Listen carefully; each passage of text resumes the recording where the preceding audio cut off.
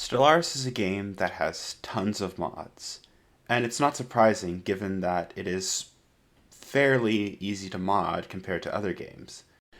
And I wanted to show off 4 mods that I feel don't often get the spotlight that they deserve.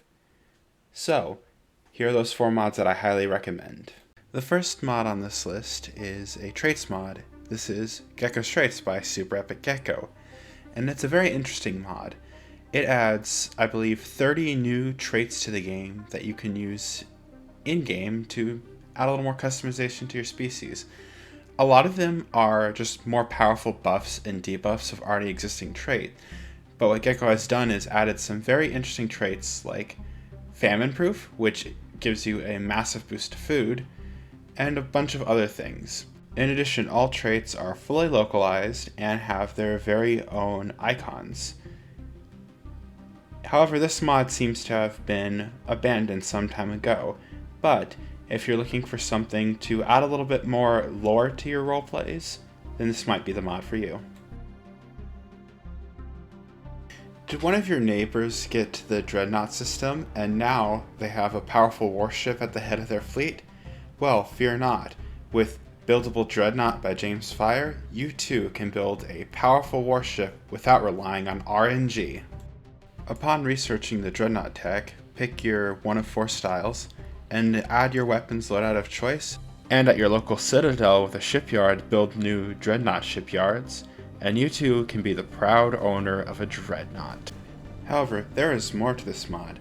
As you can see on screen, there is also an Executor Superstar Destroyer dreadnought variant, as well as a Space Battleship Yamato variant that you can build. With all technology researched, I found that this dreadnought ranges anywhere from 4,000 to 6,000 alloys, but it's a good price for a massive warship. Just make sure to protect it. The only negative thing I have to say about this mod is it does seem to lack some of the polish of other mods, but it's still really good and I've been using it since 1.8, so it's definitely a mod you should check out if you want to build a new ship.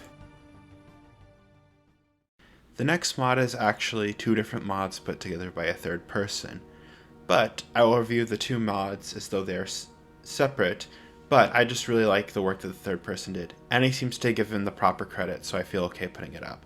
This is FE Buildings by Stoicism03, with FE Buildings by Cabal, and Fallen Empire Building Artwork Redesign by Chirimu Shirose. I'm sorry if I pronounced that name wrong.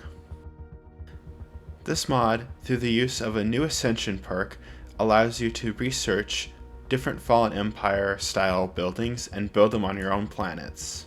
These include an affluence center that produces consumer goods, a class 4 singularity that produces 200 energy, a dimensional fabricator that produces some of all of the base unique resources, the master archive that boosts planetary research output by 35%, the nanoforge that just straight up produces alloys, and the nourishment center that produces 80 food. All the coding for the original mod was done by Cabal, but the mod adds new artwork done by Chirimu Shirose, and I think they did a fantastic job. The new icons for all the Fallen Empire buildings actually look like they're from an advanced society.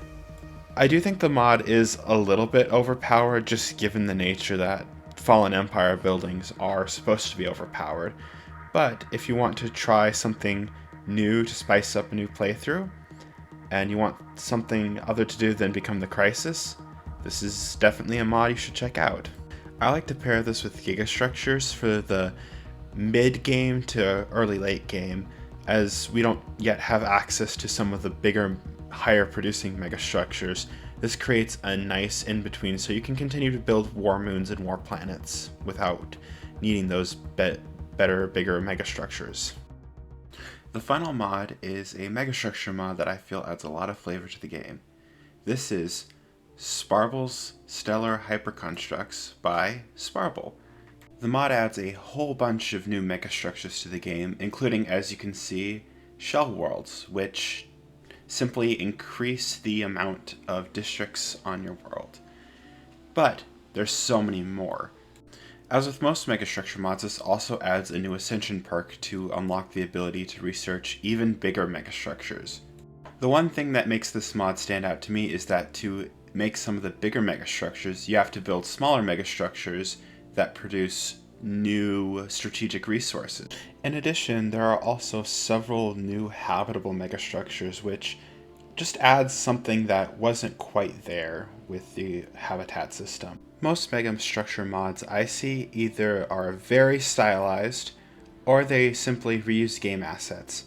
However, this mod has found kind of a middle ground with an interesting but also very simple megastructure style. So if you're looking for some new megastructures, this might be the mod for you.